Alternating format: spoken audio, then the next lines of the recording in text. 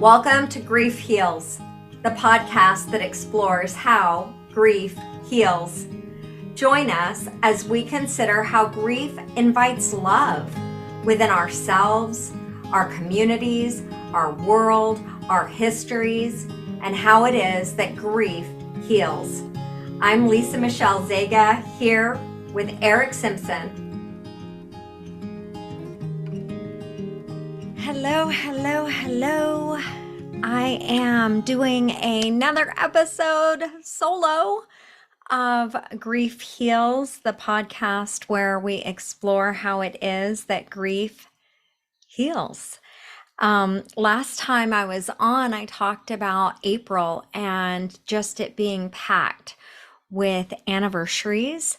For myself, just commemorating people that I love who are no longer here.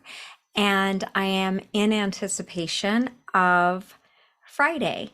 That is the anniversary of my sister's passing.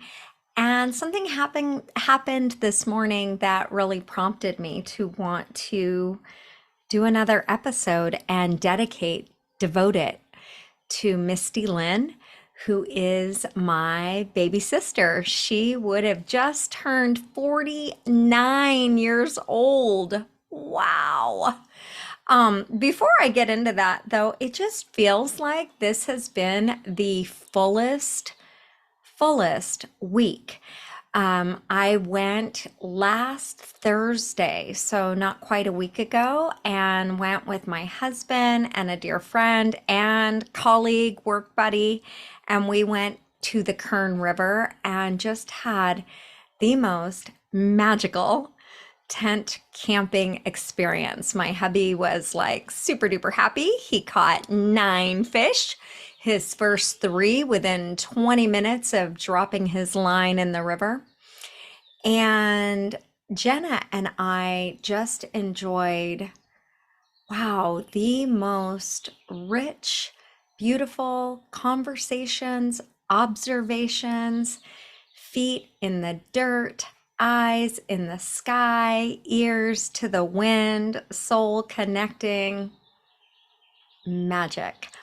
Much of that shared with my dog, Bella Blue. And yeah, we did like cold plunges in the river and just taking it super duper slow and gentle and slow breaths. And then I spent a lot of time laying in the dirt, just really wanting to connect with the earth in a different way, in a way that our like civilized behavior doesn't really support. So that was incredible. And then we left because we were tent camping and we just didn't choose to do the rain in that way. So we wanted to beat the rain and we came home a day early. And then I got to go be with a group of women. This all just was able to happen because we came home early with the rain. But I have a friend who is a widow to an LAPD officer, and she does a lot of work to support other widows. So I got to go and be with those ladies on Sunday, and it was rich and it was deep and it was soul connecting, and there was a lot of laughter and a lot of fun and breathing. And I did Zumba, which might be easy for those of you who feel a coordination and connection to your body. That has been something that's a little more challenging for me. So for me, we never ever know. We never know what another human is going through. I'm on the wooden floor with these women, and many of them just, they know how to move those hips and do all the things. And when it gets to coordinated movements and how I'm supposed to cha-cha-cha and which leg goes first and what direction I'm heading, I'll tell you what, I can get so spun around. And what happens for me is I often get connected with a much younger part of me who felt like not being able to dance as fluidly as others was a problem because I got made fun of and laughed at and mocked. And at that season of my life, that was Whew, that was really, really painful. And so that's been it comes up in my body when I feel that sense of not being able to keep up. And so I continue to just let myself know, hey, hey, you are safe. You can stay on this dance floor. You can stay with all these women. Nobody's looking at you. It is okay. It is okay if you can't do what these other people are doing. And do you know, there were, I want to say 5, 6 routines. I was one of very few who stayed on the floor for every single one. And I felt such a level of appreciation for myself because to some people that would have been like, duh, that was nothing. But to me, the energy and the effort and this having my own back and the staying with it. So that's what I did on Sunday. And I also got to connect with a dear friend who let me know that my life has really been a sense of support for her in opening around grief and love and what it looks like to let grief take her by the hand and lead her in love.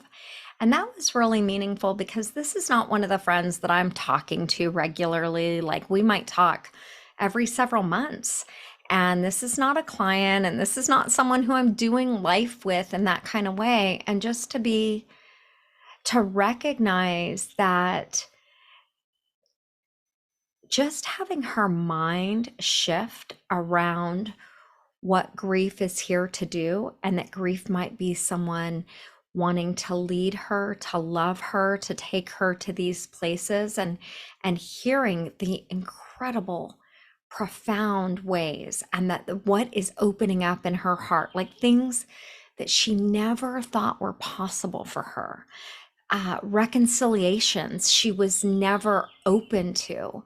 And this is the work that grief does. Like grief, as we get reconnected to ourselves, we do get connected to others in ways like we might not have ever imagined. It's a beautiful, beautiful thing to have grief bring us back to ourselves, to one another, to our communities, to our world.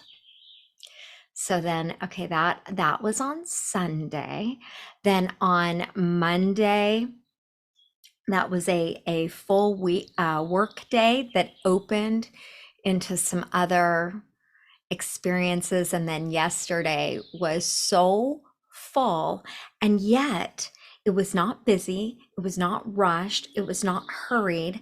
There is some aspect of yesterday that it hasn't come to fruition yet, but I feel like a burst of abundance happening. So here's one of the things I want to share about that. Did you know that it can be scarier, in fact, to be with our joy than to be with our pain?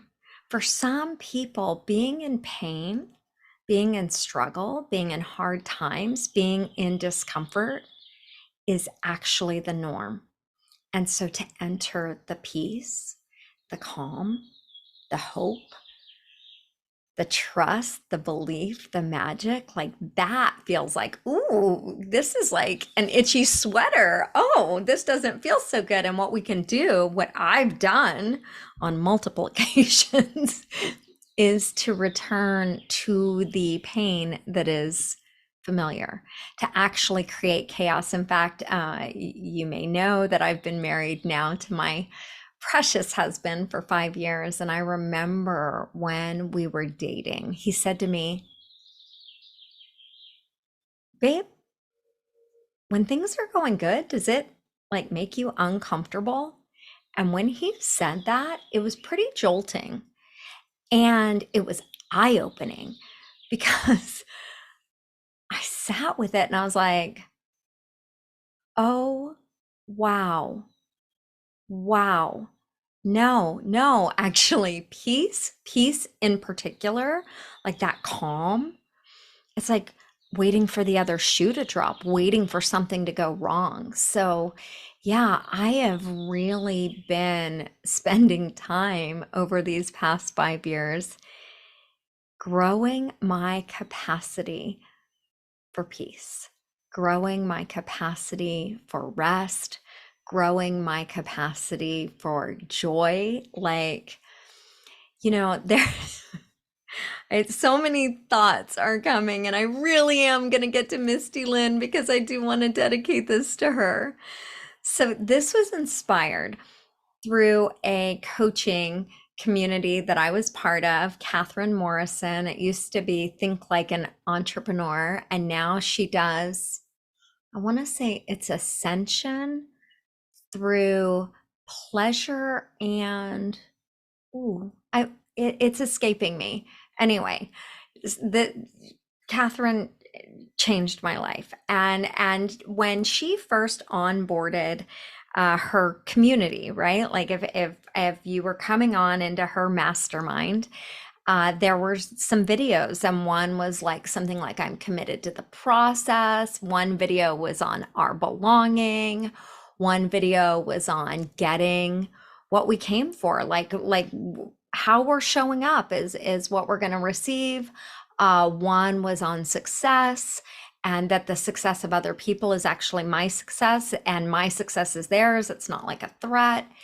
And oh, and also in how to navigate resistance, right? Like to get curious. So I turned that into a chant that I've used in all of these I've talked about before when I go into organizations and I'm working with people that they are serving who are transitioning back into the workforce. And then I lead these workshops. Well, so the chant goes, I'm committed to the process, committed to the process.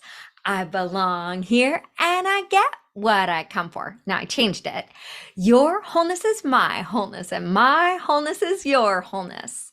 And when I get resistant, I get curious. Why?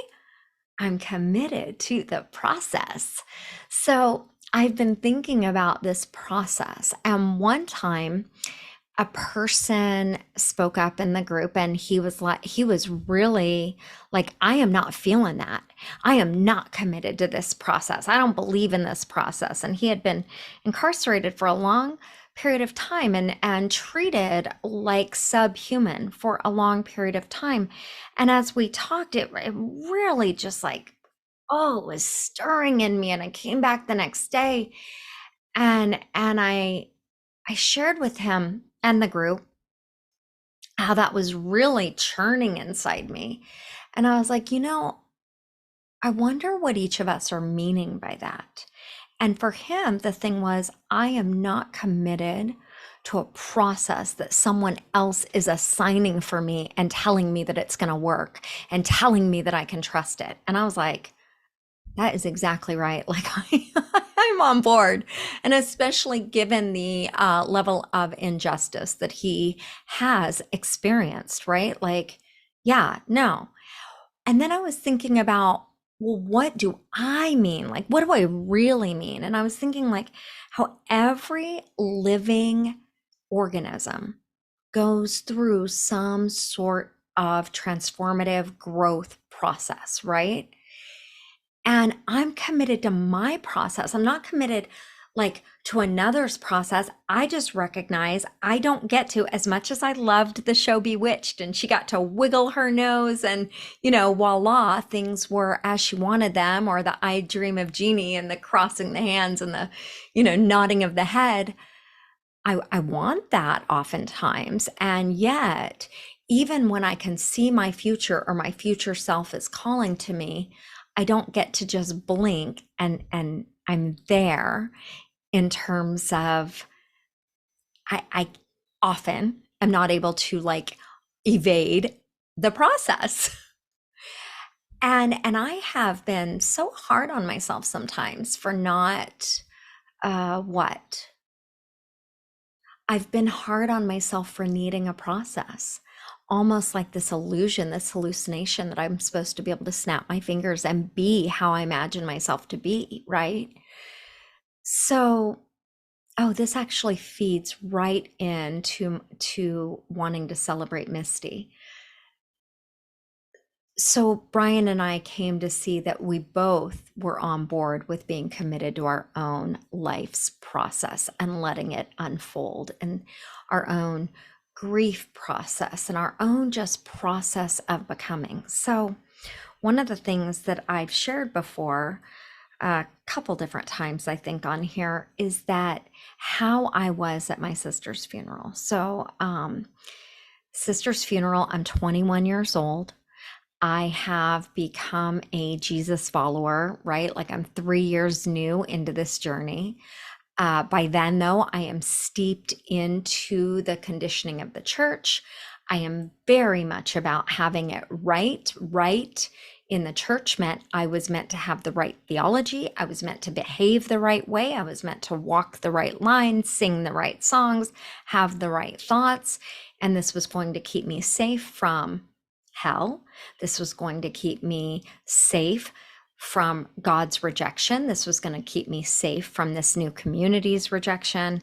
And when my sister died, I thought, well, her death is not about her. This is about this bigger picture. This is about being connected to God's love and all these people who are disconnected from God's love. And they need me to take advantage of this opportunity so that they might be saved and share with them God's love. And yeah, so I stood up and I'm having a recognition, and I just want to interrupt myself and tell you, when I've shared this story in the past, there has been this cringe inside me. There's been like somewhat of a shrinking and a melting, and I really believe it's because my sister gave me a new framework today, and that's part of what I'm going to be sharing with you. And I feel an energetic difference in my body, and so I'm interrupting to just notice, to celebrate. There is not even a hint of shame or cringiness or shrinking. There is like such a compassion for my 21-year-old self who really thought she was doing something great. And so, okay. So anyway, I got up there and I don't share. I don't even think I share one story about Misty Lynn. I share about Jesus. I share my understanding at the time of the gospel. What it's just kind of funny thinking of that as good news. You're going to hell. Oh, but you don't have to if you. Okay. So anyway, and I do all the things. Several people walked out of the funeral, like what I was saying was intolerable, the way I was saying it, what they were there for, like it was a dissonance, right? They're there to honor my sister, and instead they get a woman yelling at them essentially. So this morning I'm sitting in the grass, drinking my coffee, petting my dog, and Misty visits me. And in that exchange, it wasn't really words. It was more like an energetic, but there were words in the energetic, if I could say it that way. So I basically apologized and I'm like, Misty, oh my goodness, I wish. And it was like she interrupted me. It was like she put a hand on my back and a hand over my mouth and looked me in the eyes and said, Lise, that was part of the process you needed to go through. And I celebrate your process. I am so with you. I am so celebrating you. It's like as if no time passed from that experience until now. It was just like the learning was needed. My sister gets it. My sister supports me. My sister is, and in that moment, I recognized, wow, her life is feeding me, right? 30 some odd years plus, maybe 35. I don't, you do the math. Anyway, 17 to 49, what's that? So she is like the nutrient in my soil, growing new life in me. And I feel this generative connection to my sister. And so her anniversary of her passing is, like I said, this week, and I will be taking time to be with her. I think she wants to write a letter to me through me, and I want to write a letter to her. And so I know there's going to be some communion, and I already made a request of a friend who's going to hold that space of remembrance with me. And so I get to have a witness, right? I think we get wounded in relationship, we heal in relationship. Having a witness is such a beautiful, beautiful thing to give ourselves. So, all right. I'm going to tell you just a few stories about Misty Lynn. She was a firecracker. Super, super duper cute. Like, just I can picture her in her pigtail. She had sort of a stocky build and sort of a milky white skin, and eyes, big brown eyes with a bit of hazel in them, like these big saucers on her face, and tiny little freckles along the nose line, and a little pug nose like mine. Hers might have been just a dot smaller, like a bit more dainty. Um, so, so one of my first memories, that little girl loved horses, and we had the privilege of being around horses at different seasons of our lives. I think I had my first horse when I was 2 years old. So, mom's a single mom. Misty knows that she loves horses. In fact, I don't remember how to say the name. I don't think it was Chattanooga. There's a book, Misty of something.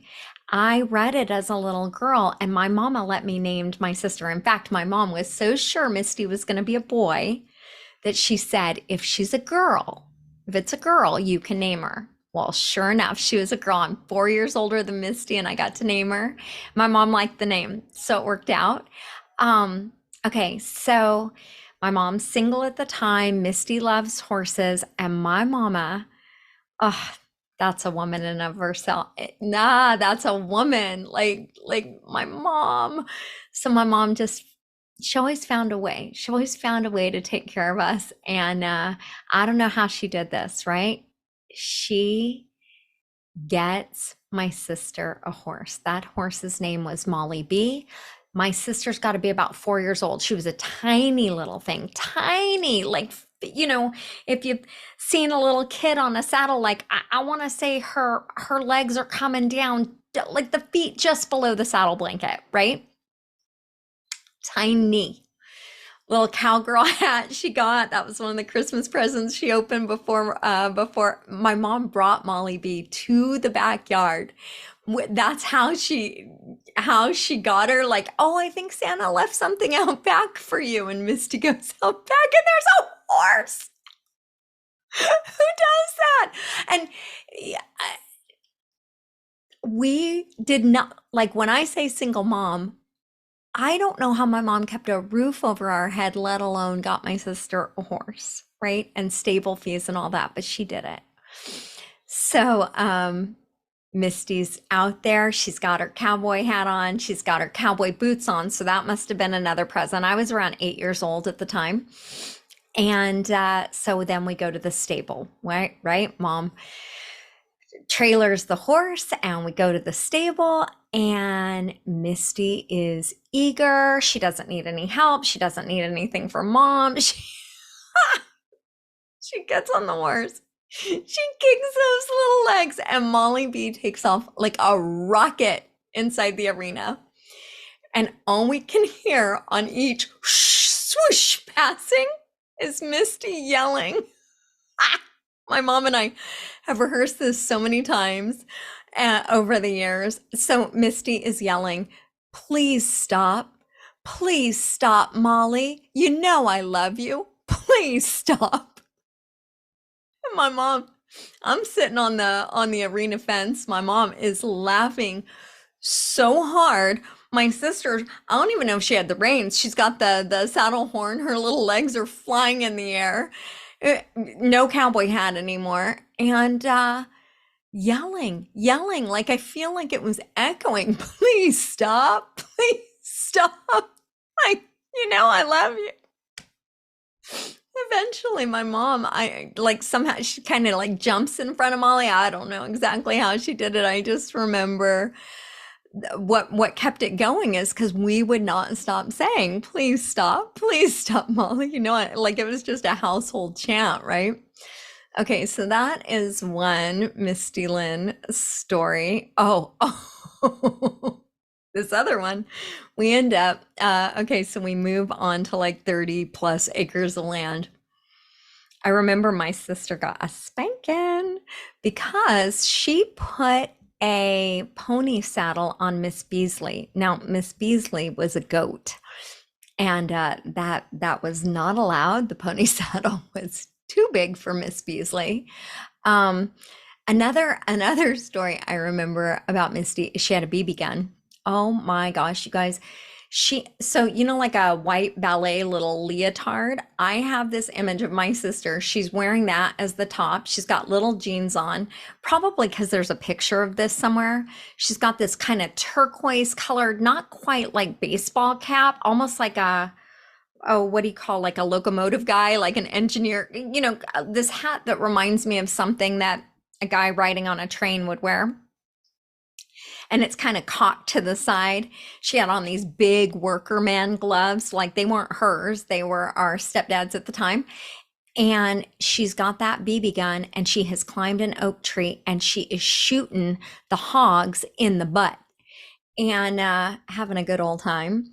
And oh, and then, okay, one last story from that same era. And my mom asked me to steer. We had like a yellow Chevy pickup.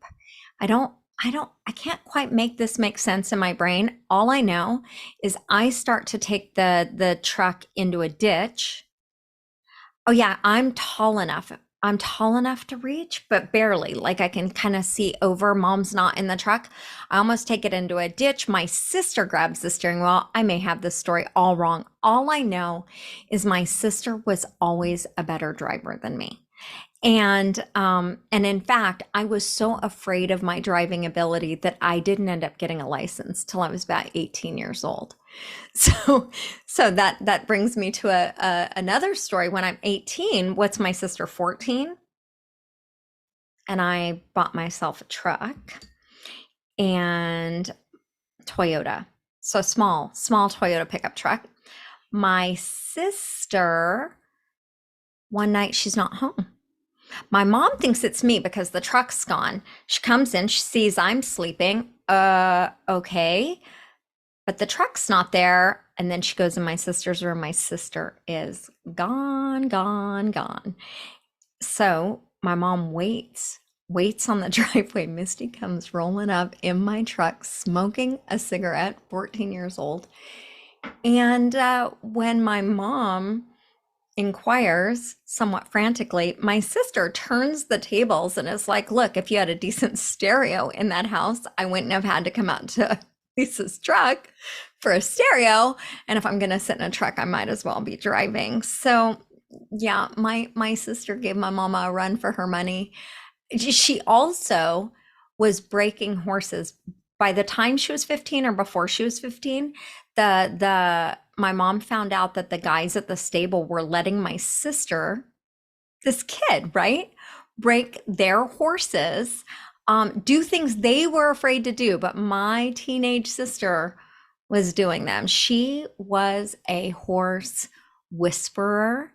She just, oh, she had such a knack. Okay, and then I wonder if this will give like a sense into her personality. All right, so she's in elementary school, sixth grade. Mom's single again. The vice principal is picking Misty up so that she'll make it to school. But let's see, did that happen? I bet you that happened after we discovered Misty was not going to school. And we lived in an apartment in Dana Point that had a detached garage. And in fact, the garage was detached, but it was also connected to the other garages of the people in the, so like it's like a six um 6 units, and then the garages are detached, but there's no walls dividing the garage. So like you didn't leave anything in the garage that you didn't want all of your neighbors to have access to. Nobody really ended up using the garages. So my sister decides to turn it into an apartment. Okay, look, how does she do this? I don't know. Because when we discover it, my sister's got a couch in there. She has a chair. She has a television, a TV stand, and maybe a microwave. Misty liked to eat. She liked to cook. Yeah. So sixth grade. Anyway, but then here's a tender side of Misty. One day my mom's at work. She's a young teenager. My mom gets a call and she's like, "Mom, you got to get here and pick me up like right now." By this time Misty's in a continuation school, so she must be like a freshman in high school. Turns out some people were asking her to smoke pot, right? That freaked her out, but she needed to be like cool. So she calls my mom on the sly and gets my mom to show up randomly. My mom worked practically next door to the school. My mom rolls up. My mom hears her say something like, fucking parents, or something like that. Oops, maybe I don't know how this is rated. Anyway, so Misty gets in and she's all, "Oh, Mom, thanks for getting here so fast," and tells my mom the whole story. She was not into wanting to use drugs, whatever. So, yeah, those are just some of the Misty stories that live in my heart. I think I shared she passed away right after she turned 17. So she turned 17 and almost 1 month and 1 day later, which happened to be that year an Easter Sunday. And she and my mom had been at a horse show all day. And then what happened? They came home, they ordered pizza like 10 o'clock at night. I happened to be dating my ex-husband, and he and I were going to go to a sunrise service with his family. So that's where I was. And my sister wakes up, she falls asleep, whatever. An hour after they have the pizza, she wakes up and she can't breathe. And she was having an asthma attack. The asthma attack also brought up the pizza. And my mom had these experiences, and I don't feel like that I'm going to do them justice, but the neighbors came over when the ambulance got there, and this other woman came into the house. She comforted my mom. My mom did not know Misty had passed away before they took her to the hospital. Um, my mom was still living under the hope that her daughter was alive.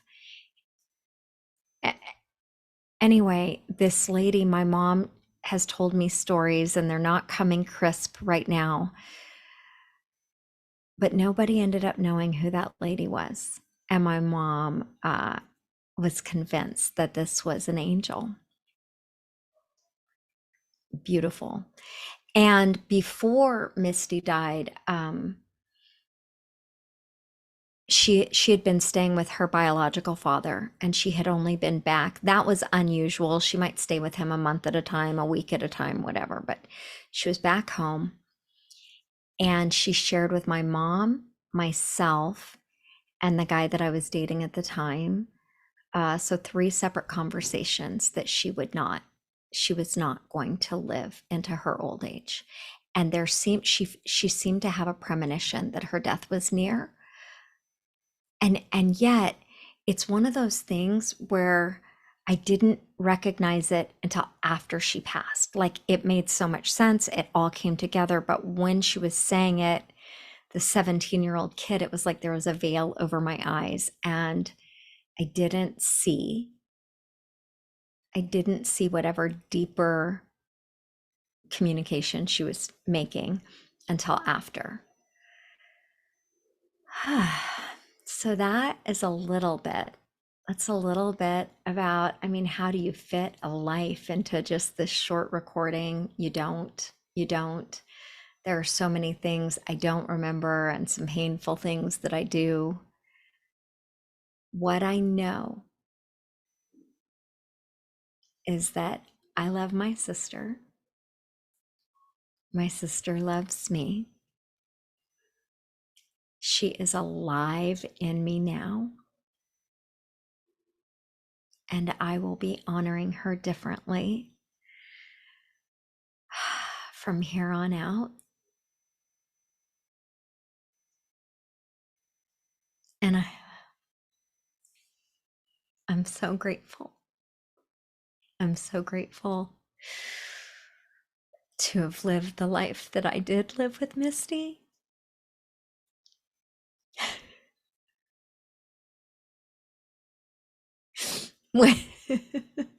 There's part of me that wants to tell this, and I don't want to. When I first became a Christian, that was so weird to my sister, and also seemed so hypocritical and so just like such a joke, right? And she used to mock me and call me a Christian slut. And right now, that just feels so funny and so perfect. Oh, and she also trained her dog. Oh, she's such a natural at training her animals. Yeah, I know this because she she could get her dog to sick me if I even though Misty was bigger than me, I could always beat her up in a fist fight. Fist fight. I don't know, there's something about being the older sibling, but yeah, if she ever felt threatened, she just sicked her dog on me. So, there was that. Anyway, I imagine what she would be like now. I miss her. I'm so grateful for who she is, how she lives in me, the life that we shared. And I release all the things that I wish I would have done differently and just let it be. And I know that grief heals, and it's this journey. It's this journey that has brought me back to my sister. We're 30 plus years later. I am celebrating her and enjoying her in ways that I didn't have access to until now. And she gets that, and I get that, and we get that. And I just share from the depths of my being that grief really heals.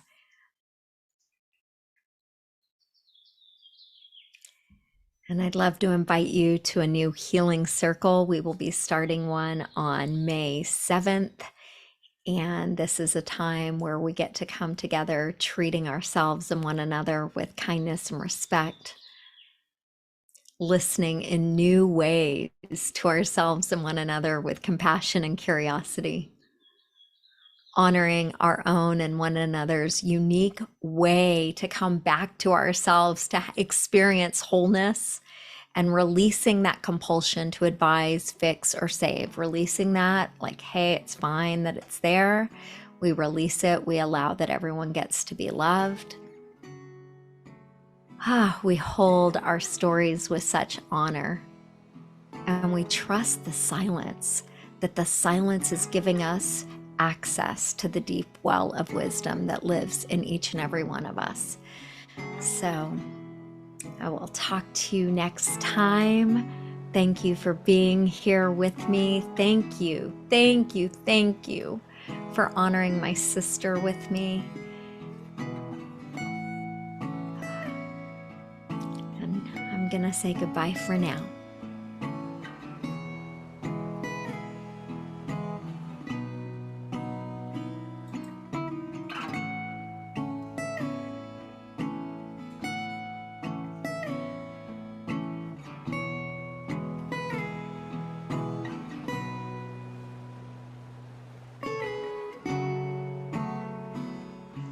You've been listening to Grief Heals with Lisa Michelle Zega. The podcast is produced by me, Eric Simpson. in association with Jump Up and Down Productions. Music by Ken Dalian, Drunken Nights to Sunday Mornings, and Stefan Carlin, A Calming Ocean, A Common Notion. If you would like more information about the work Lisa does, point your browsers to legitU.com. That's LEGITYOU. Lisa can also be reached at lisamichelle@legitu.com.